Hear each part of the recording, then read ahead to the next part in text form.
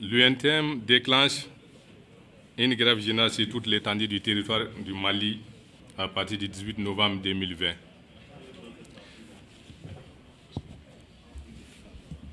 À première vue, elle paraît incongrue. Mais quand on sait que les bureaux exécutifs tensés par des unions locales et régionales étaient en quasi-rupture avec les autorités sur un nombre de questions professionnelles, mais aussi économiques, quand on sait que les tournées faites par les bureaux exécutifs sous ma conduite personnelle dans toutes les régions, y compris certaines créations administratives et dans quelques unions locales épicentres des crises sociales, on peut alors comprendre la logique des confrontations en gestation à nous, à nos militantes et à nos militants à travers les pays. Quelques questions nous permettront d'identifier les causes. Depuis combien de temps les travailleurs compressés de nos unités industrielles attendent la liquidation de leurs droits après 20 promesses et des comportements dilatoires des plus hautes autorités du pays? Qu'en est-il des partants volontaires à la retraite par anticipation, privés en réalité de tous les fonds de réinsertion, des droits à pension, menant une existence au bord du non-être ou du non-vivre? Le seul refuge qui leur reste est la bourse du travail chère de l'UNTM. Que dire de nos exigences d'évaluer les contrats miniers, de sauver l'usine malienne des produits pharmaceutiques, je veux dire, en la maintenant dans le portefeuille de l'État, de relire les conventions collectives encore dans les dispositions coloniales des années 1950. Le plus grand problème, l'or brille-t-il pour tous les Maliens? Quel bilan les Maliens peuvent faire de la privatisation de nos sociétés et entreprises d'État, dont certaines prises par des personnes n'ont jamais été payées en espèces sonnantes trébuchantes, quand d'autres sont transformées en toute autre chose qu'une unité de fabrique et de transformation?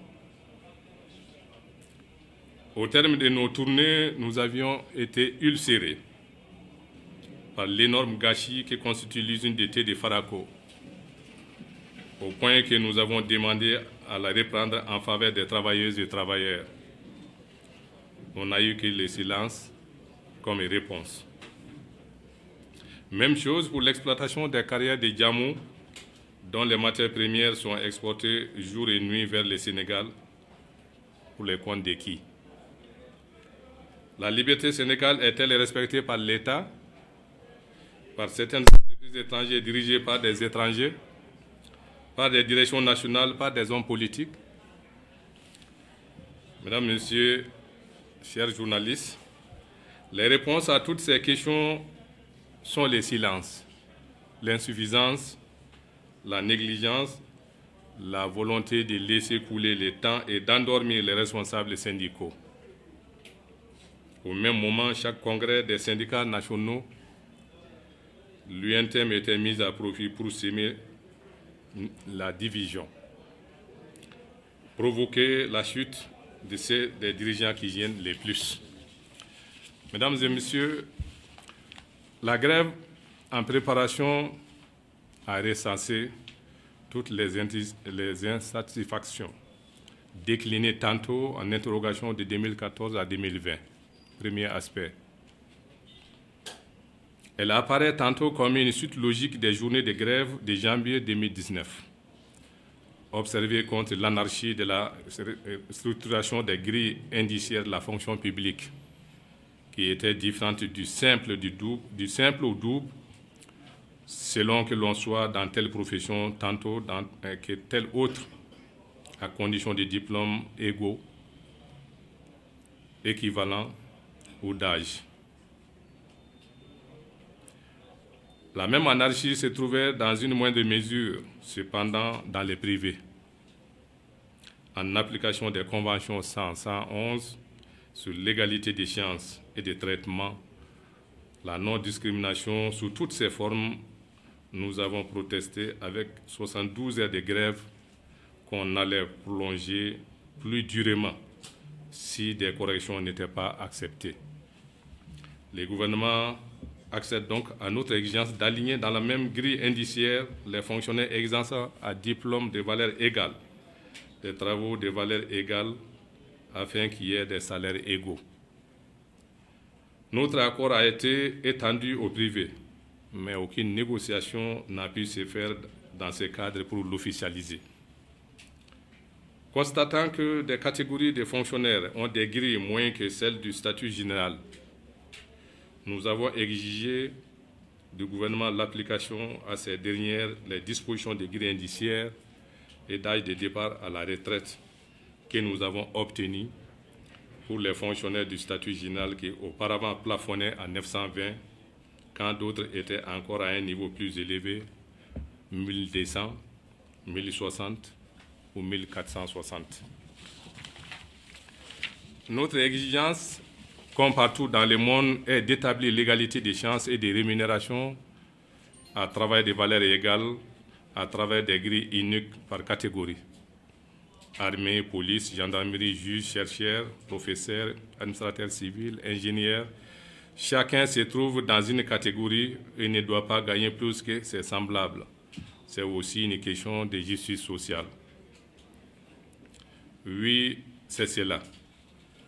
Où nul ne peut sortir du statut général et revendiquer ses acquis, où la justice sociale, l'égalité des chances et des rémunérations, la non-discrimination sont des 20 mots en République du Mali.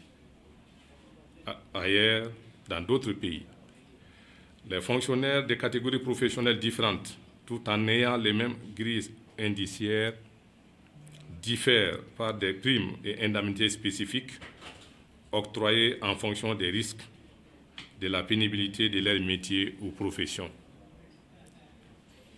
Notre Constitution de 1992 est truffée d'anomalies et son interprétation malheureuse est faite par des cadres politiques administratifs pour faire gagner leur catégorie.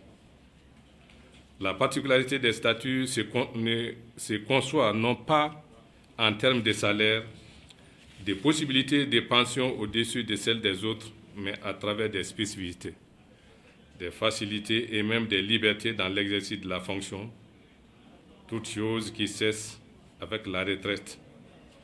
Or, les Mali projettent de les intégrer dans les calculs des pensions. Qu'est-ce qu'on donnera à ceux et celles qui n'ont pas eu de primes spécifiques? Voilà pourquoi l'alignement qui va commencer concerne l'augmentation de la grille générale de 1200 en janvier 2020 à 1267, avec un rappel d'un an pour tout le monde. Et là, c'est une concession que nous avons accepté de faire. Puis, elle sera de 1382 en janvier 2021 pour atteindre 1460 à une échéance à négocier probablement en 2022. Quand à tous les niveaux, les fonctionnaires seront égaux, alors qu'on peut envisager des systèmes d'avancement plus justes, plus organisés. Les âges sont fixés de façon claire, mais dans certaines ambassades, celle du Mali aux États-Unis, l'ambassadeur interdit le syndicalisme, transforme, selon ses humeurs, contre les travailleurs, les contrats à durée indéterminée en contrats à durée déterminée. Leur refuse le bénéfice des âges de départ à la retraite. Peut-on accepter ces singularités dans l'incarnation de l'autorité de l'État? Cela ternit l'image de notre pays et nous ne pouvons nous taire sur le calvaire de nos membres au niveau de l'ambassade du Mali aux États-Unis. Leur secrétaire général est même menacé de radiation de sa fonction par M. l'ambassadeur. En 2019, l'accord était acquis sur les intégrations des enseignants dans la fonction publique d'État. C'est là, du reste, un vieux problème de 2010.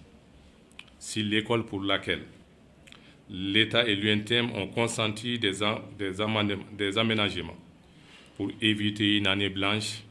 Si l'école est une préoccupation courante de l'État malien, comment comprendre que plus de 16 000 enseignants se trouvant dans 4 384 écoles communautaires ne sont pas encore intégrés et ne bénéficient que de 25 000 francs de subvention de l'État? Qui sait que les collectifs n'arrivent plus à s'occuper des écoles communautaires, des centres de santé? Nous demandons, comme dans un certain nombre de pays de la sous-région, que l'éducation dans son ensemble, la santé reste dans les prérogatives de l'État. Mesdames et messieurs, de 2014 à 2020, tout est à reprendre. La Société malienne de transfusion et de diffusion reste privée de ses subventions. L'usine malienne de produits pharmaceutiques est dans une situation ambiguë car l'État s'obstine à la privatiser, ce que l'UNTM n'envisage pas. Les bilans de la privatisation que nous avons reçus ne nous encouragent pas à aller dans ce sens. Il en est de même des conventions collectives professionnelles.